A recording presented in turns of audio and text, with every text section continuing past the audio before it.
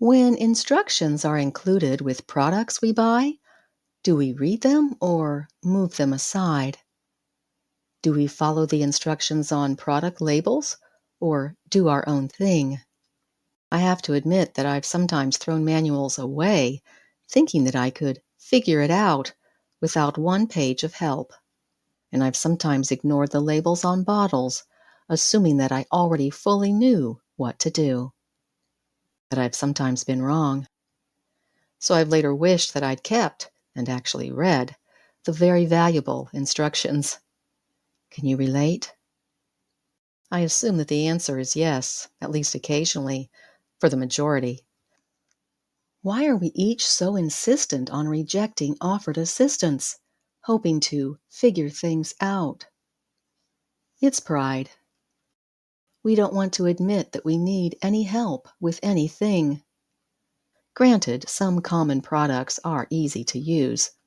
Thus, if we've purchased that product before, we likely don't need to reread. But if it's a new to us product, and especially if there's some assembly required, omitting one step can be problematic. Not seeing on the label for external use only can be problematic.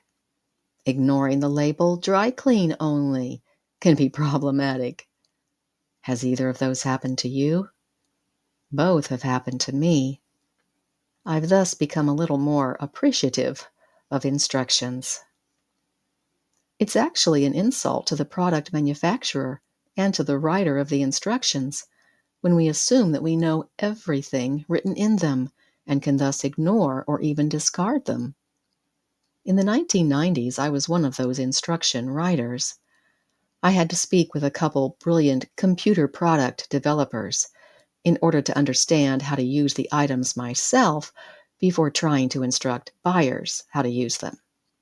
I don't know what percentage of the end users actually read my manuals, but it would certainly have brought joy to my heart to know that consumers heeded the instructions provided. Conversely, it would have been very saddening to learn that my hard work wound up in the trash heap, right? So, how do we think God feels?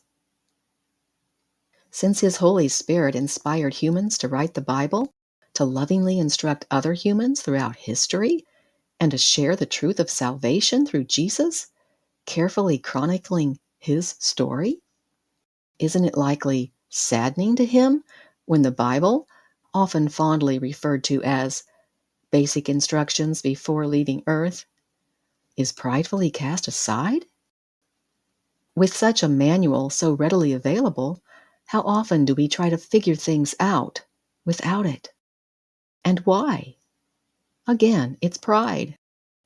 We may think, we've got this, even though we actually don't. Or perhaps we simply don't want to know what's in the Bible, assuming that ignorance is bliss, even though it's actually not. So, similar to products that collapse because instructions weren't followed, our lives can fall apart that way too. Does anyone really think that she or he can truly figure out this thing called life without any help from the one who gave us life? Since the all-wise creator of this universe created each person, shouldn't we thankfully accept counsel from his manual? It's clear that the ultimate knowledge is found in the Holy Bible, and the Holy Spirit has given further counsel through prophetic writings. Neither source of instruction should ever be pushed aside due to our deadly stubbornness and pride. Let's open the Bible. Let's open prophetic counsel. By doing so, we'll be opening our hearts to what the Lord lovingly has to say to us, rather than what the enemy, or sinful society, or our hearts of iniquity, like to whisper to us.